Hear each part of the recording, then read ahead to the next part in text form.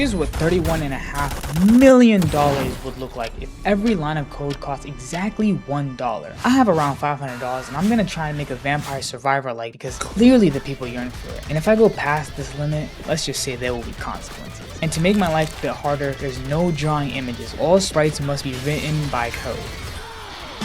I got started with Unreal Engine, which is my GOAT, my day one. And using the top-down template in C++, Epic gave us a few lines of code to work with. And before I move on, let me just see how many lines we're actually working with. Oh, hell nah.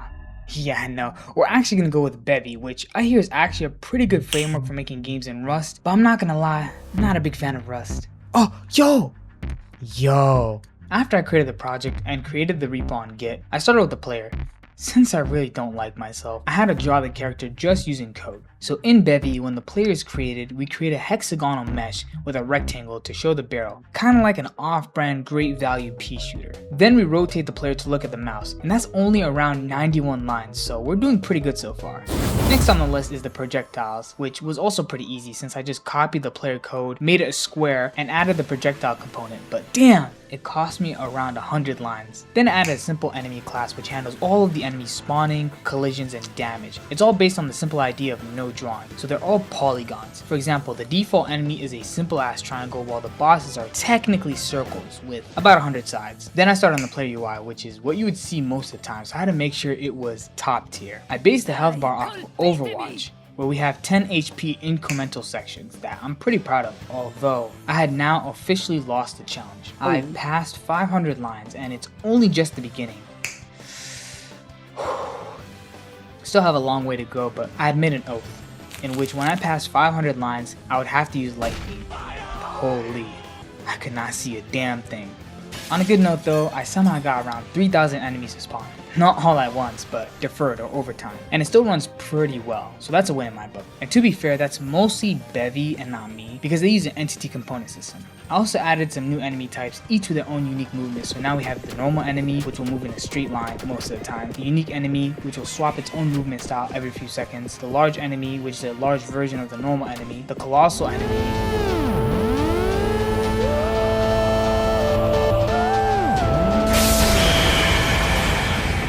and finally the boss enemy, which is the largest, most damaging enemy in the game, and it will one-shot you if you don't kill it. The main aspect of almost all Vampire Survivor likes are usually the power-ups, items, buff, whatever you want to call them. And in my version of this game, I went with items that you can buy. And before I actually started building items, I added a quick player stats UI that shows you the player stats as well as the items bought. I added about 20 items in the game total, most of them being just stat increases, you know, critical strike chance, damage, health, you get the deal. But there are a few items that actually change the gameplay entirely.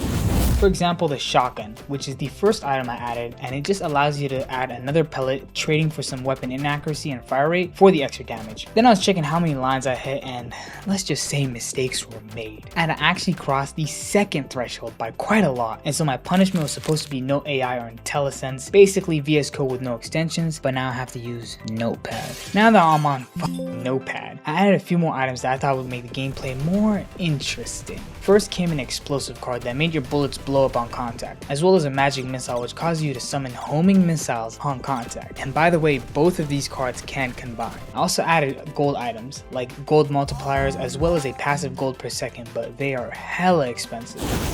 Then I added two new cards, Pure Hunter and Pure Sniper, which changes your entire kit by turning you into a close range hunter or a high damage long range sniper. But I had to make a sacrifice and remove both of them from the game, only to please you back, and because we were running out of money. The final cards I added was a wave card that summoned an AoE wave every few seconds, as well as a one-time purchase lifeline which grants a revive one time and kills enemies around you. The menus were pretty quick because I basically added some text that have different colors on a black background. For the sounds, I originally just added the sounds, but I then realized that the game would lag and sound like straight ass when there's hella sounds being played all at once. You could hear the audio start to truly suffer. So I created a system on top of that to limit the sounds. I then added background music to play depending on the scene, and after cleaning my not so good code, I had a final build of the game, which you can play right now. Honestly, Bevy was pretty nice to use when not using Notepad or light theme. And to answer the question from the beginning, is it possible to create a game under $500? And the answer is hell no. I used a total of 2,654 just for this prototype. So if you think you can create a game under 500, you're sadly mistaken, or you're a damn cheater. And if you're a developer, try out this challenge. The rules are in the description, as well as links to the source code if you want to touch it, and the game itself. Besides that, I don't think I'm ever going to use Light Theme again. That shit was hot ass.